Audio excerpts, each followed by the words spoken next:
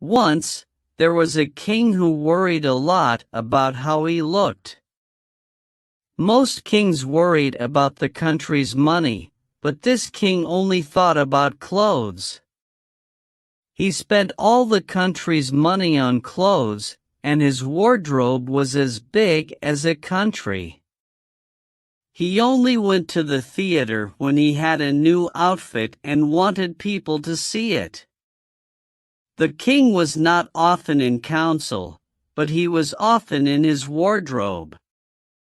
So the people in the country wore old dirty clothes, and the king's council did all his work for him.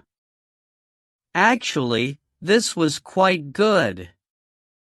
The council understood the job better than the king. Things went well until one dark day. A pair of brothers came to the castle, saying that they were famous weavers, but they were lying. But when the king heard that there were weavers in the castle, he wanted to see them. "My dear king," said the first brother, "we have traveled through your country, and we have heard lots of stories about your amazing outfits." "You have," said the king. He was happy that everyone knew about his outfits. "How wonderful!" "We have an idea," said the second brother. "We want to weave you a beautiful outfit, and then the whole world will know about you." "The whole world," said the king. "Isn't that a wonderful idea?" He looked at his council, but they did not look so happy. "If the other kings and queens hear that I have such an outfit, they will think we are rich, and they will not make war with us." "And it won't just be beautiful," said the first brother. "The clothes will be magic. Only people who are clever and good at their job will be able to see them." The king thought this was brilliant. His outfit would make him famous, and he would also know if his council were good at their jobs and who was clever. "We must start immediately," said the king. "What do you need to weave this wonderful outfit?" So the lying brothers asked for 2 bags of gold and a room to work in. There, they put 2 big machines and pretended to start working. They put the gold in their own bags, and they did not put anything in the machines. They moved their hands in the air and worked the machines. It made lots of noise, but of course, the machines were empty. They were only pretending. A few days later, the king was looking at clothes in his wardrobe, and then he had an idea. He could send his council to go and see how the weaver's work was going. That way, he would know if his council were good at their jobs. He sent the oldest man in the council to go and talk to the weavers. The councilman thought he would easily see the outfit, but when he walked in, he saw 2 empty machines and the weavers working. "My God," he thought. "Does this mean I am stupid? Then I must not be good at my job." "Councilman," said the brothers, stopping their work, "thank you for coming to see our work. Come closer, so you can see the clothes better." The councilman pretended to look at the outfit. "Tell us, do you like how it looks? And what do you think of the colors?" They spoke for a long time about the clothes, used many long words, and asked what the councilman thought. He said, "Yes, yes," and told them that the outfit was beautiful. He did not want them to think he was lying, so he asked for the names of the colors, so that he could tell the king. "Oh, and before you go," said the brothers, "could we have more gold? We have used most of it already." So the councilman gave the message to the king, and the king gave more gold to the lying brothers, which they put in their own bags.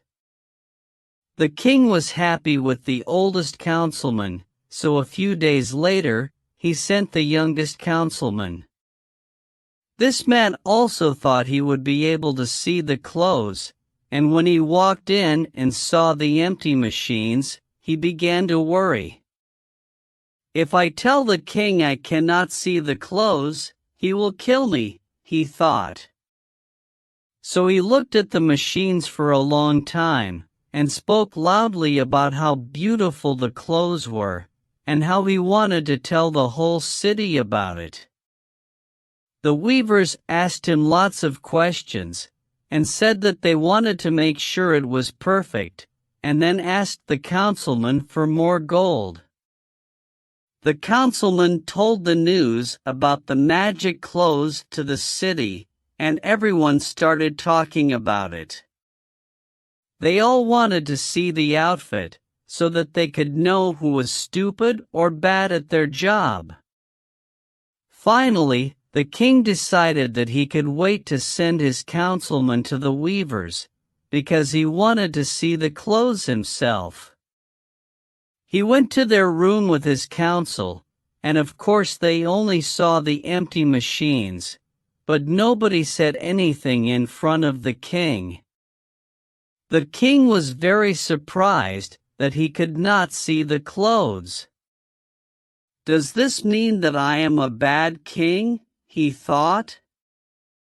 "But how can that be? I have been a good king all my life. But maybe my council has always done most of the work. And isn't that the job of a king? The people look at how wonderfully perfect I am, and then the king chooses a strong council who does all the work. I must not speak of this, or people will think I am a bad king." So the king said that the clothes looked wonderful, and that he would give the weavers as much gold as they needed. The council laughed and talked about the beautiful colors. If you listened to the council, you would think the clothes were black, white, red, green, yellow, orange, blue, purple, and gold. "Yes, yes, you have done an excellent job," said the king. "So I think we must hold a parade. There, we will show everyone the new outfit, and afterwards you will be knighted." The lying brothers' mouths fell open. "We will be knighted? How amazing! Our king is too kind." The night before the parade, the weavers did not sleep. They worked all night on their machines. Then they took the clothes out, cut them with scissors, and so on. Of course, they were really just pretending, cutting the air with scissors. In the morning, the lying brothers came to the king and showed him each piece of the outfit. "Here are your new trousers, my king," they said, and they helped the king put on his trousers. "Here is your new scarf, my king," they said, and they helped the king put on his scarf. "Here is your new shirt, my king," they said, and they helped the king put on his shirt. "The clothes are so light that you will not feel them," they explained. "They are as light as air," the king said. The weavers took the king to the mirror. He stood there completely naked, but the weavers pretended to look at the outfit, talking about how good he looked. The parade began, and all the people of the city came to see the king's new clothes. Of course, there was really nothing to see, but nobody wanted to say anything, because then people would think they were stupid. So everyone talked about how wonderful the king looked.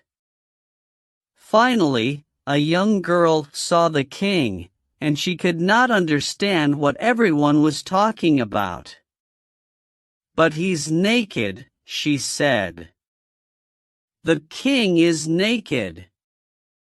The words quickly went through the crowd. Everyone started to talk about the king's new clothes.